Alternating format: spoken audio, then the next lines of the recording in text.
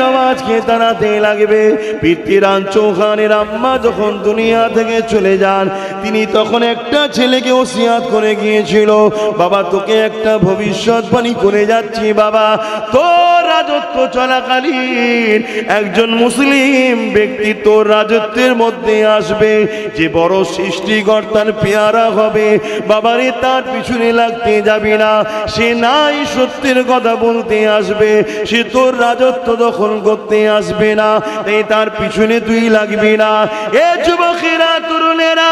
খাজা গরিব নওয়াজের খবরটা পেয়ে পৃথ্বীরাজ রাজা তখন মায়ের ওই লিখাটাকে খুললো। মায়ের লিখাটা খুলে যখন দেখতে লাগলো, মা বলতে লেগেছে বাবা তোর রাজত্ব চলাকালে একজন মুসলমান আসবে বাবা, যে তোর রাজত্ব নিতে আসবে না, সে মানুষকে ইনসাফ দিতে আসবে, মানুষের অধিকার ফিরিয়ে দিতে আসবে, গরিবদের